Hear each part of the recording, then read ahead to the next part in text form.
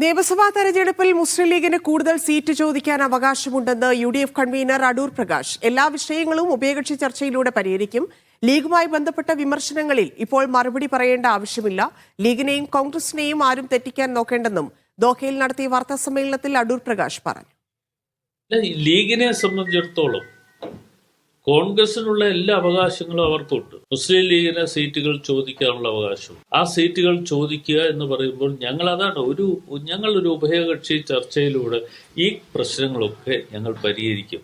ഞങ്ങളെ തമ്മിൽ തെറ്റിക്കാൻ ആര് നോക്കിയാലും നടക്കില്ല. NSSനെ SNDPയുമായി തെറ്റിച്ചത് ലീഗാണ് എന്ന വെള്ളാപ്പള്ളി നടേശന്റെ വിമർശനങ്ങളോടായിരുന്നു അടൂർ പ്രകാശിന്റെ പ്രതികരണം. വെള്ളാപ്പള്ളിയുടെയും സുകുമാരൻ നായരുടെയും അഭിപ്രായങ്ങൾ വ്യക്തിപരമാണെന്നും അദ്ദേഹം പറഞ്ഞു. അല്ല, അത് അവര് അങ്ങനെ എന്തെങ്കിലുമൊക്കെ അഭിപ്രായം പറഞ്ഞുവെങ്കിൽ ആ അഭിപ്രായത്തെ ഞങ്ങൾ അത് ഏറ്റുപിടിക്കുന്നില്ല. അവരെന്തെങ്കിലുമൊക്കെ അഭിപ്രായങ്ങൾ പറഞ്ഞു കാണും. അത് വ്യക്തിപരമായി സ്വാതന്ത്ര്യമുള്ള ആളുകളാണ്. അതിനെ ശ്രീ വെള്ളാപ്പള്ളി ഏതെങ്കിലും തരത്തിൽ വിമർശിച്ചു, അതുപോലെ സുകുമാരൻ നായർ ഏതെങ്കിലും തരത്തിൽ വിമർശിച്ചു എന്നുള്ളതിനെ ലക്ഷ്യമാക്കിക്കൊണ്ട് അതിന് മറുപടി പറയുവാൻ ഞങ്ങൾ ആരും തയ്യാറല്ല. പ്രതിപക്ഷ നേതാവ് VD സതീഷിനെതിരെ സാമുദായിക നേതാക്കൾ ഉന്നയിച്ച ആരോപണങ്ങളിൽ അദ്ദേഹം നിലപാട് വ്യക്തമാക്കിയില്ല. അല്ല, ഞാൻ വ്യക്തിപരമായി ഒരാളിനെ കുറിച്ച് അല്ലെങ്കിൽ സതീഷിനെ കുറിച്ചൊന്നും അഭിപ്രായം പറയാൻ തയ്യാറല്ല. കാരണം എന്താണെന്ന് ചോദിച്ചാൽ UDF കൺവീനർ എന്നുള്ള നിലയിൽ എല്ലാവരെയും കൂട്ടി യോജിപ്പിച്ച് കൊണ്ടുപോവുക എന്നുള്ളതാണ് എൻ്റെ പ്രധാനപ്പെട്ട ലക്ഷ്യം. സമ്മർദ്ദം ചെലുത്തി ആരെയും UDFിലേക്ക് കൊണ്ടുവരില്ലെന്നും അടൂർ പ്രകാശ് പറഞ്ഞു. UDFിന്റെ ഭാഗമാകാൻ ആഗ്രഹിക്കുന്ന കേരള കോൺഗ്രസ് M നേതാക്കളുണ്ടെന്നും അദ്ദേഹം അവകാശപ്പെട്ടു. എന്നാൽ അവരുടെ പേര് പറയാൻ അടൂർ പ്രകാശ് തയ്യാറായില്ല. ആർക്കെങ്കിലും UDFിലേക്ക് വരാൻ താല്പര്യമുണ്ടെങ്കിൽ അവർ വരട്ടെ. അതല്ലാതെ കണ്ട് അവരുടെ പിന്നാലെ പോയി നിങ്ങൾ ഞങ്ങളോടൊപ്പം നിൽക്കണം എന്ന് ആവശ്യപ്പെടാൻ ഞങ്ങൾ ആരും ഉണ്ടാകില്ല.